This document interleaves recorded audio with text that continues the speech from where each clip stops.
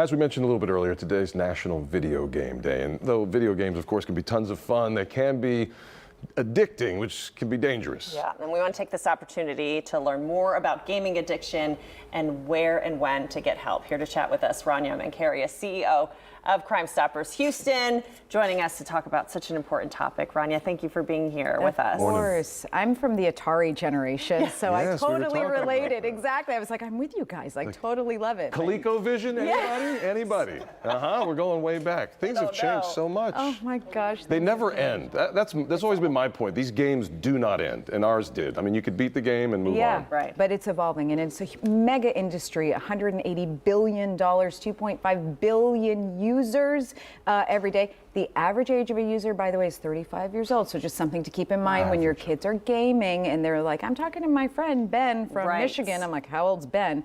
But gaming addiction is a real problem because we're finding that the younger teens in the house, the younger users, are really becoming preoccupied with the game.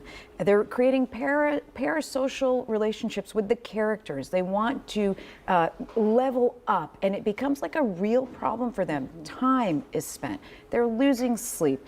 Vision is an issue. They're having a hard time distinguishing between the game and real life. You know, I've spent all this time building this world in Minecraft, and somebody just destroyed it. Like they're emotionally impacted.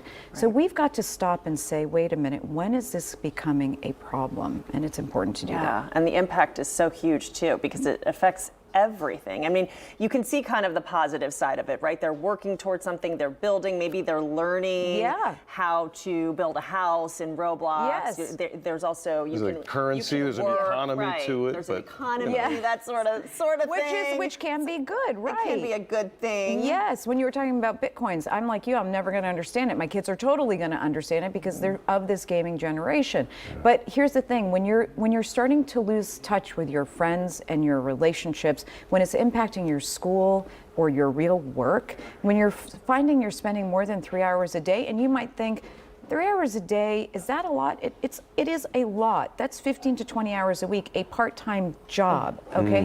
When you're spending that much time and you've gone about a year, you're starting to feel like emotionally attached withdrawal symptoms, you're developing a gaming addiction. And it is a quiet crisis hitting American families. We've got to be taking it seriously. So how do we know when we're tipping that scale?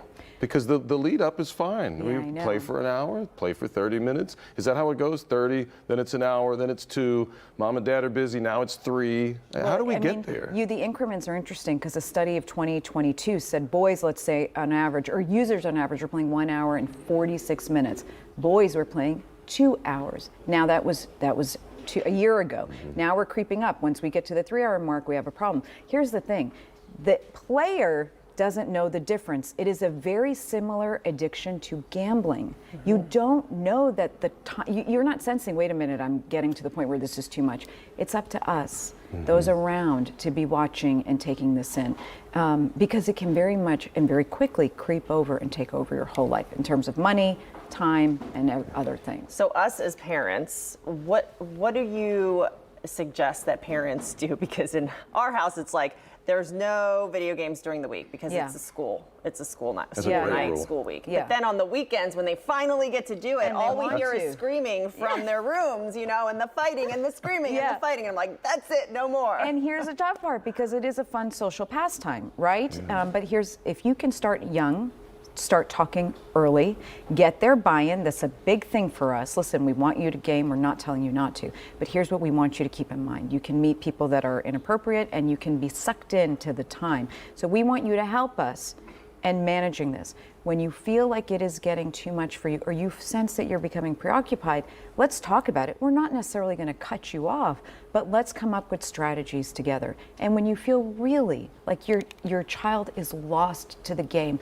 we are seeing stories of young boys specifically dropping out of university because they can't separate from a 16-hour playtime. Wow. When you're seeing that you're losing your child, you have to get help, and cognitive behavioral therapy is what they recommend because this is a chemical addiction. You're getting dopamine offsets in the brain. It's a chemical addiction. So. I'd like to get into a little bit about where some of those resources are for families, but is it as much time as content? Can we separate the two? Like, well, they played 3 hours, but it was a learning game, or you know, they're on their laptops at school even, and that's a device, and but it's not gaming, and that's the key. Such a good question, because what creates the addiction? It's the dopamine hits. It's I got to get to the next level. You've got to level up. And when they level up, it's almost like an accomplishment that trumps anything else in life. I don't care about my exam. I don't care about my girlfriend. I want to level up in the game. But when you're doing a learning device or something for school, I don't think you're getting that same dopamine. It's different. Right. Well, I guess I'm maybe, thinking of like maybe my toddler's age and even kindergarten, where it's like, okay, you take a software that's meant for like a Duolingo we use for language, and they have a kids version. Yes. Take an ABC Mouse. Some of these other ones where it is leveling up through education. I know, it's a little different. When you look at the way the engineers created these games, and if you look at the trending games on consoles or apps, they literally designed it to get you hooked in. They designed it to make you immerse yourself fully in this world. Learning devices are not created that same way.